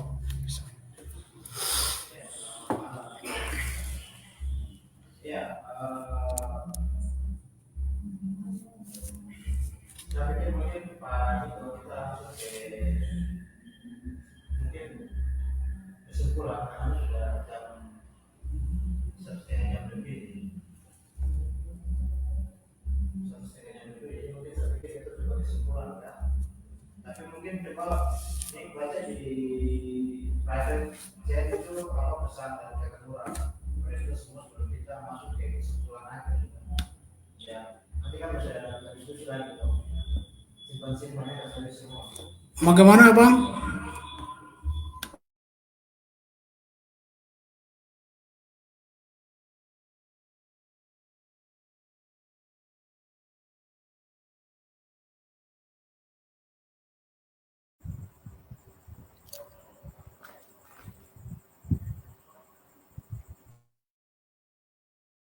Izin, ini kami tidak bisa dengar suara. Oh, sorry. Aduh, minta maaf. Oke, sudah. Ya, sudah. Oke. Kawan-kawan, saya pikir ini sudah waktu juga. Mungkin saya langsung kesimpulan, karena sudah 1 jam lebih ini kita mau diskusi. 1 jam lebih, 1 jam 37 menit. Nah, saya yang pertama itu adalah paling penting adalah bagaimana kita terus berjuang untuk mengawal perjuangan dari masyarakat adat. Mungkin hari ini kita melihat fakta bahwa masyarakat adat Oyo mendapat ketidakadilan.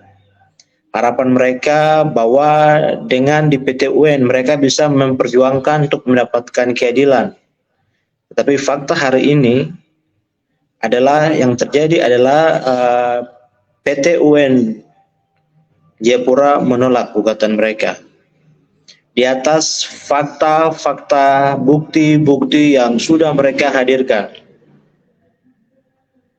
Yang kedua, dengan kondisi, dengan situasi, dengan hasil dari PT UN, putusan Majelis Hakim yang mengecewakan dan mengabaikan semua alat bukti, semua barang bukti dari masyarakat adat Oyo melalui para pendamping atau kuasa hukum.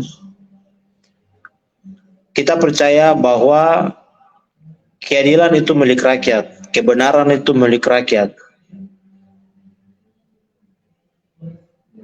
PT UN itu mungkin hanya salah satu fasilitas yang disiapkan oleh negara untuk memperjuangkan. Tetapi kalau kemudian kita tidak mendapatkan keadilan di PT UN, mari kita terus berjuang, mari kita terus membuka fakta kebenaran ini kepada masyarakat luas, kepada publik.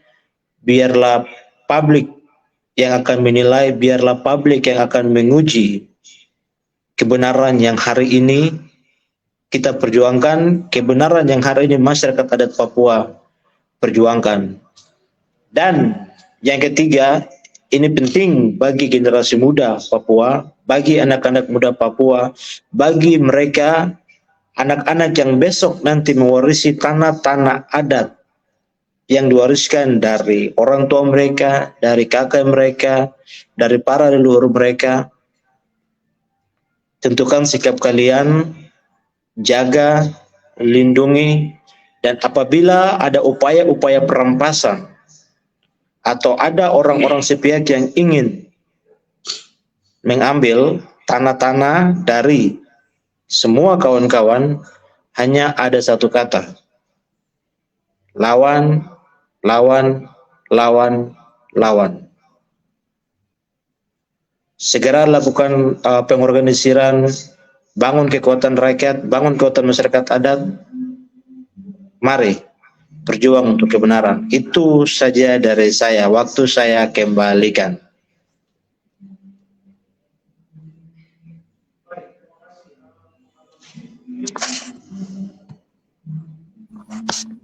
Terima kasih ya Bang Teddy untuk kesimpulan daripada diskusi dan topik kami pada malam hari ini yang sedang berlangsung, yaitu matinya keadilan bagi masyarakat adat Awiyung.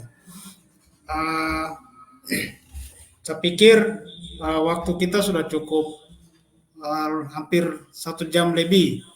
Mungkin ada yang mau ditambah ataupun kesimpulan dari Kakak Ana sendiri, boleh disampaikan. Kemudian yang terakhir saya, dan kita akan berakhir juga.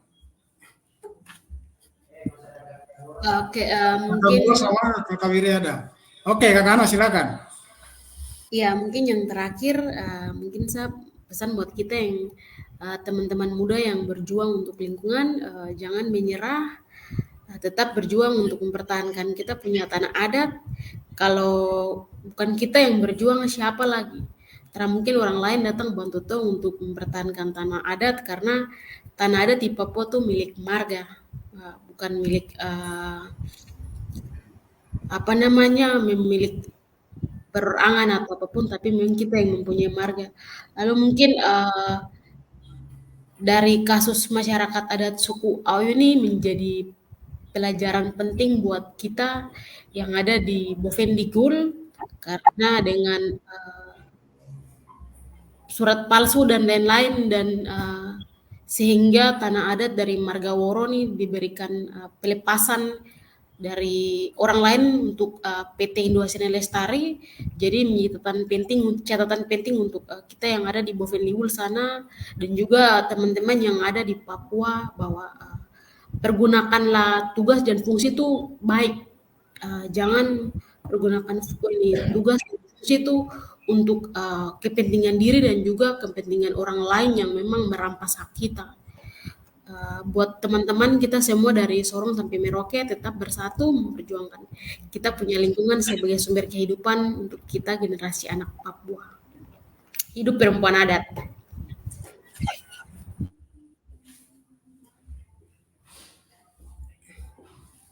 Oke, terima kasih ya untuk Kakak Ana sendiri. Kemudian Abang Wirya dan juga Abang Ngura. Kakak cukup, terima kasih. Kakak Oke, cukup, terima kasih. baik, terima kasih ya untuk Abang Ngura. Abang Wirya. Iya, saya berharap kemudian situasi diskusi kita hari ini menambah referensi, menambah juga semangat juang. Kenapa? Karena kemudian ada situasi relasi kuasa yang timpang nih, gitu kan. Kalau digambarkan seperti segitiga, itu posisi korporasi dan pemerintah itu di atas, sedangkan yang sisi bawahnya itu adalah masyarakat adat atau masyarakat. Jadi ada relasi yang timpang, yang artinya kemudian juga dengan sumber daya alam yang melimpah di tanah Papua itu kemudian akan banyak sekali menarik perhatian korporasi dan industri ekstraktif itu, terutama itu. Nah, bagaimanapun kemudian peran anak-anak muda, orang-orang muda, kami yang anak-anak muda pemilik masa depan, generasi penerus bangsa ini perlu merefleksikan, kemudian juga memperkuat kapasitas kalian dalam upaya menjaga wilayah adat untuk keberlangsungan masa depan orang asli Papua. Karena kalau tidak kemudian bergerak sekarang, itu akan menjadi, ke depan akan menjadi situasinya tambah rumit. Makanya kemudian anak-anak muda harus bergerak. Saya cuma mengutip yang Rendra punya syair itu, kemudian saya selalu teringat soal apa yang disebut dengan dan perjuangan adalah pelaksanaan kata-kata. Terima kasih. Terima kasih untuk Abang Ria sendiri. Dari kesimpulan kita pada diskusi malam hari ini. Kemudian saya pikir sudah tidak ada lagi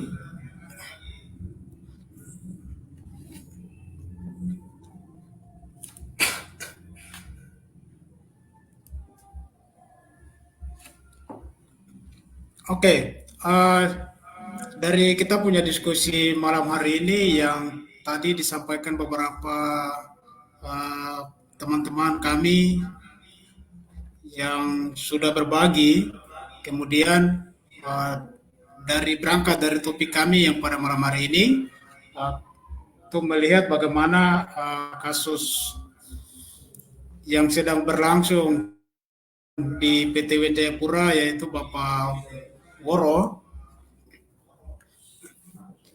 putusan kemarin bahwa itu memang menjadi kejanggalan dan juga ini menjadi tindak lanjut bagi orang muda dan juga semua aliansi mahasiswa masyarakat itu sendiri untuk bagaimana kita bisa bersikap bersama, kemudian melindungi hak-hak wilayah kami di Papua untuk bisa meneruskan generasi muda ke depan untuk hak wilayah dan tanah adat yang ada di tanah Papua. Kemudian berakhir dari diskusi pada malam hari ini juga harapan juga ini memang harapan dari kasus yang sedang berlangsung ini juga menjadi perhatian kami, kemudian organ aliansi mahasiswa, kemudian masyarakat juga ini penting juga untuk kami lihat bersama dan menjadi Marga Woro ini sebagai contoh, kemudian tidak ada lagi kasus yang sesama, yang sama halnya juga itu muncul di kemudian hari ataupun tahun ke depannya. Sehingga ini memang menjadi dukungan penuh juga untuk kami supaya bisa bersatu dan kemudian bagaimana melihat itu situasi yang terjadi di Papua. Mungkin begitu dari diskusi kami pada malam hari ini, teman-teman semua, abang yang sudah bergabung dalam diskusi kami, mungkin kita sudah sampai dengan 1 jam lebih. Saya pikir sudah cukup, kita cukupkan sampai di sini dan kami akan berakhir. Mungkin seperti begitu. Sekian dan terima kasih untuk Abang Ria, Abang Mura, kemudian Kakak Ana yang sudah bergabung sama-sama, Abang Teddy. Mungkin begitu untuk diskusi kami pada malam hari ini. Sekian dan terima kasih. Selamat malam untuk kita semua.